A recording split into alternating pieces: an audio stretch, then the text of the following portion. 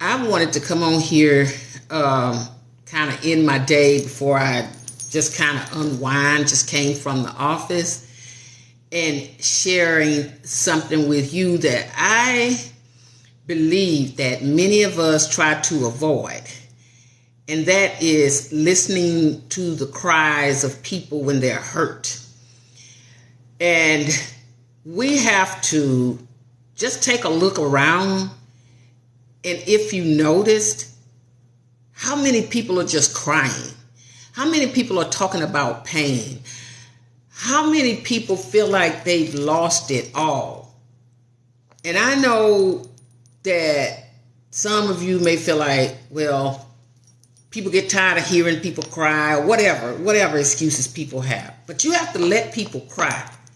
This is why people aren't able to heal sometimes, because they go to the people that they love and they confide in, and they won't let them cry. You have to let people cry. They got to release that pain, because if you don't let them release that pain, then what? Then what? They explode, and they might take other options. And sometimes it's not the best of options, but to them in their mind, it is. We have to allow people to cry. If you say you love somebody and they're in pain or they're going through something, you have to be that person sometimes that says, whatever it takes for you to get through this, I want to be there for you. I want to be that shoulder for you, because I know that you're not going to be right here forever. Let people cry. I have a booklet. When I was in my graduate school that they gave us, and I keep this because it's written by a clinical psychologist, and it's on stress and trauma. And so at the time when I had to go out and do my internship, this was one of the books that I really held on to, was this book right here, Stress and Trauma, from a clinical psychologist. It's written by Patricia A. Resick. That's who wrote this book. But it is an awesome book to read, because it really explains a lot of things to you. Is that when people are going through post-trauma, in other words, we all have some kind of losses in life.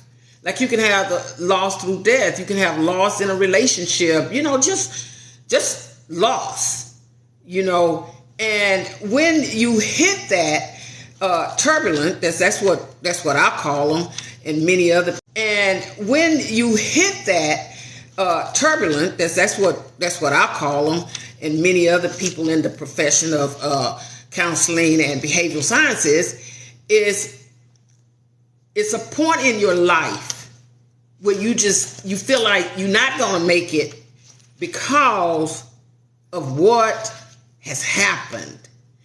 But what I found, in most of us who are counselors or behavioral analysts, whatever we do in our profession, you got to have Kleenex. You got to have some Kleenex, because people have to cry. That is a relief for many individuals. But if you connect it to people who don't want to allow you to cry, you hold that pain when it's supposed to be a moment that you can release your frustrations and things that you're experiencing that are. But I really want to get this message out there, because I'm seeing so many people coming on to this app and they're talking about their pain, and you can see the hurt in them. And you know who I'm seeing the most? Young women. I'm seeing a lot of young women speaking on their pain. And you know what they're doing? They're crying out. Okay, I will say a prayer. I definitely will. I definitely will pray for you and your children, Chosen. I definitely will. But when I talk about avoidance, not ignoring what I just saw here on the live.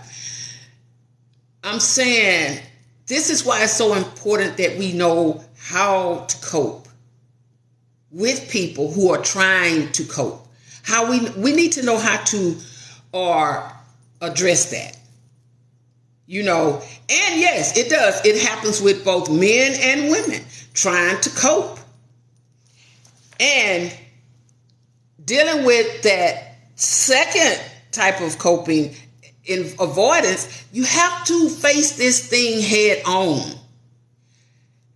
Everybody have something going on. Am I right?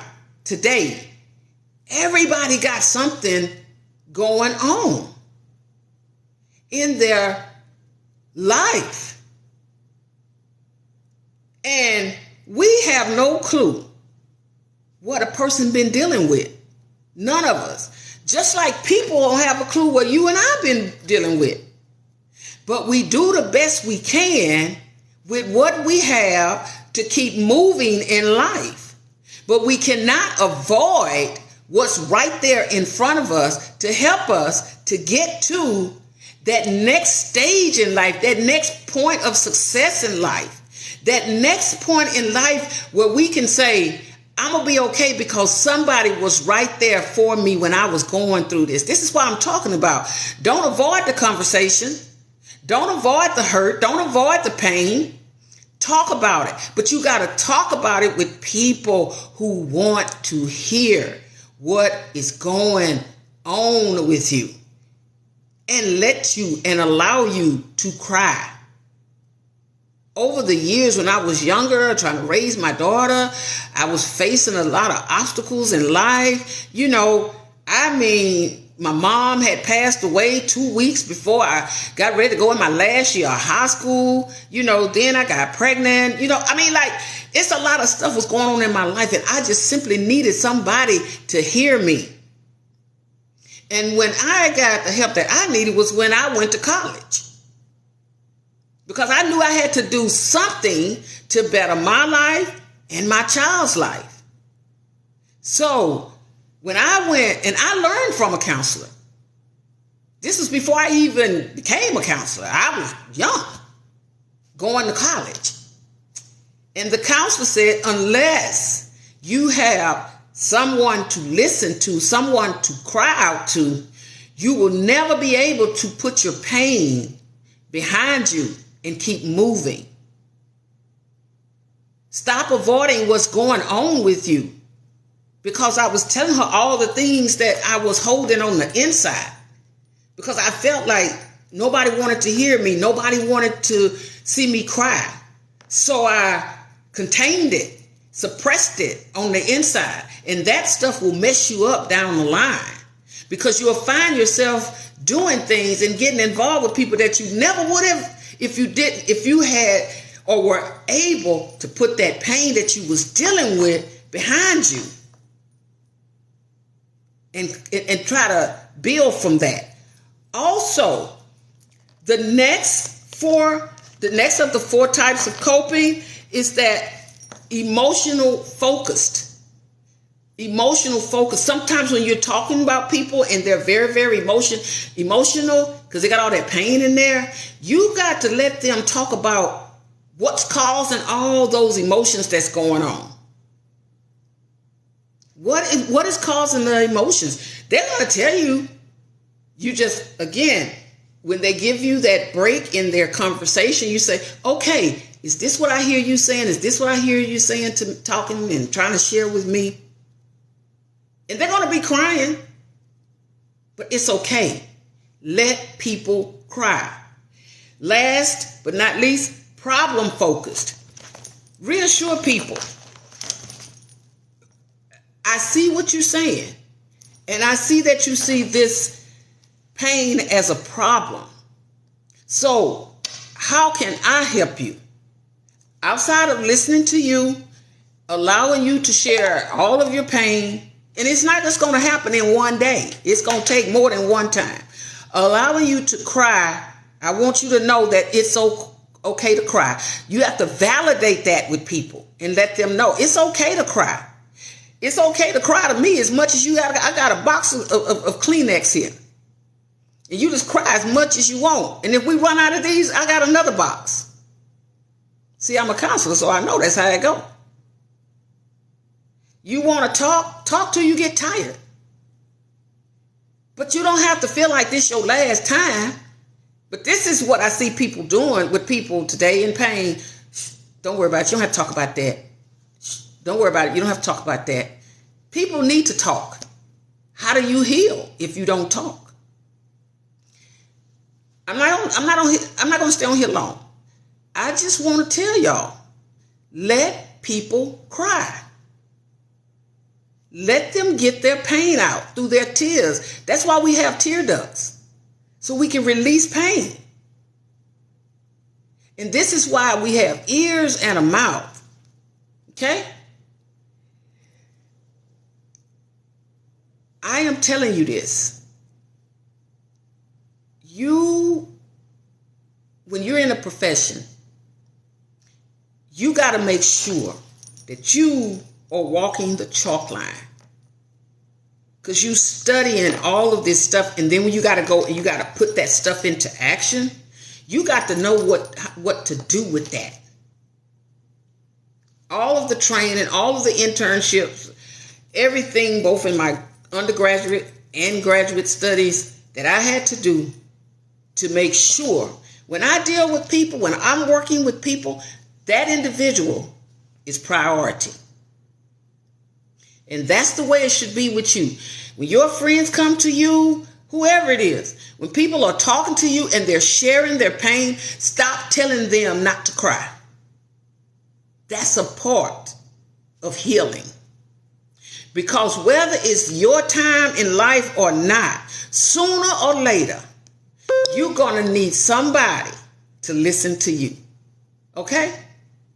So, I wanted to share that before I wind down for the day. I really pray that this message will help somebody to keep going. To keep going.